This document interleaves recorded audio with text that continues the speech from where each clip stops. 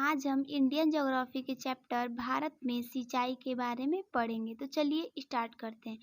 तो सबसे पहले हम जान लेते हैं कि सिंचाई होता क्या है। तो खेतों में फसलों को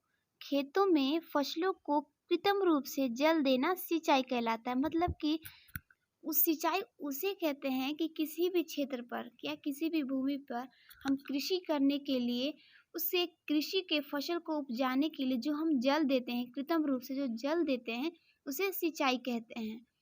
तो अब हम पढ़ेंगे आगे कि आज़ादी के बाद अब तक कुल सिंचित क्षेत्र 5 गुना ज़्यादा बढ़ाया जा चुका है, लेकिन 2015 के आंकड़ों के अनुसार अभी भी शुद्ध बोए गए क्षेत्र का मात्र 46% क्षेत्र पर ही सिंचाई सुविधा का विकास किया गया है।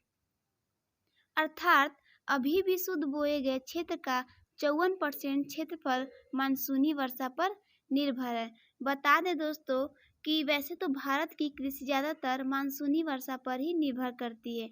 यही कारण है कि जब मानसून ठीक रहता है तो उत्पादन बढ़ जाता है, और जब मानसून खराब होता है तो उत्पादन अपेक्षाकृत कम हो जाता है। तो अब नेक्स्ट देखते हैं दोस्तों, भारत में सर्वाधिक सिंचित क्षेत्रफल वाला राज्य, इसके बाद राज्य उत्तर प्रदेश है। जैसे कि सबसे सिंचित मतलब ज़्यादा सिंचित क्षेत्र वाला राज्य है जो है हमारा उत्तर प्रदेश है। इसके बाद क्रमशः राजस्थान, पंजाब और आंध्र प्रदेश है। कुल क्षेत्रफल की दृष्टि से सर्वाधिक सिंचित राज्य पंजाब है। पंजाब का 97% भाग सिंचित है। सर्वाधिक असिंचित क्षेत्रफल वाला राज्य महाराष्ट्र है। इसके बाद राजस्थान है। असिंचित क्षेत्रफल वाला राज्य कौन है? महाराष्ट्र। देश के कुल सिंचित क्षेत्रों में नहरों, कुओं, नलकूपों, तालाबों का योगदान। जैसे कि हम जानते हैं दोस्तों, भारत के सिंचाई के साधनों के अंतर्गत नहरें, कुएं, नलकूप, तालाब सब आदि प्रमुख आते हैं। इसके अलावा ड्रिप और स्प्रिंकलर सिंचाई भी आते हैं। तो ये देखते हैं दोस्तों कि नलकूपों और कुओं द्वारा 57% जल का उपयोग किया जाता है, नहरों द्वारा 32% और तालाबों द्वारा 6%।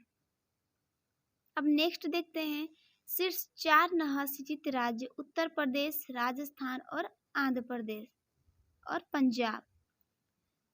तो ये देखते हैं कि ऐसा कौन सा राज्य है जहाँ पे नलकूप यानी नलकूप से सिंचाई किया जाता है। तो उत्तर प्रदेश, पंजाब और बिहार। दक्षिण भारत में प्राचीन काल से तालाब सिंचाई की परंपरा चल रही है। मतलब कि दक्षिण भारत में प्राचीन काल से ही, पुराने समय से ही तालाब सिंचाई की परंपरा चल रही है। जो पहले दक्षिण प्राचीन काल जो खेती होता था तो तालाब से सिंचाई होती थी। तालाब द्वारा 2 सिंचित राज्य आंध्र प्रदेश और तमिलनाडु। आंध्र प्रदेश और तमिलनाडु में तालाब द्वारा सिंचाई किया जाता है। दक्षिण भारत में कटोरी नुमा स्थलाकृति या थाला प्राकृतिक रूप से पाई जाती है। अब नेक्स्ट देखेंगे, योजना आयोग ने सिंचाई परियोजना को 3 भागों में बांटा है। योजना आयोग ने सिंचाई परियोजना को 3 भागों में बांटा है। तो पहला है दोस्तों बृहद सिंचाई परियोजना, दूसरा है मध्य सिंचाई परियोजना और तीसरा है लघु सिंचाई परियोजना। तो सबसे पहले दोस्तों हम बृहद सिंचाई परियोजना के बारे में पढ़ेंगे। तो चलिए स्टार्ट करते हैं। बृहद सिंचाई परियोजना में 10,000 हेक्टेयर या उससे अधिक कृषि सिंचित भूमि के लिए सिंचाई योजना बनाई जाती है। और बता दिए दोस्तों कि इसके तहत बड़ी बड़ी नहरें बहुउद्देशीय परियोजना सम्मिलित की जाती है इस परियोजना के अंतर्गत। अब सेकंड देखते हैं मध्यम सिंचाई परियोजना।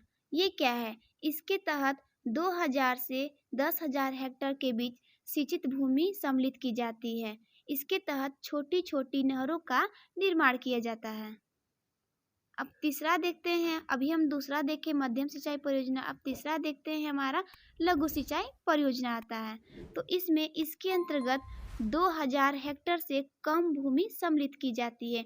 इसमें नलकूप, कुआं, तालाब आदि ड्रिप सिंचाई आदि को सम्मिलित किया जाता है। भारत में सर्वाधिक सिंचाई इस योजना के माध्यम से की जाती है। और बता दें कि भारत में 62% सिंचाई आपूर्ति इसी माध्यम से होती है। तो दोस्तों आज का वीडियो हमारा यहीं समाप्त होता है और हमारा अगला वीडियो देखने के लिए हमारे चैनल को सब्सक्राइब करें।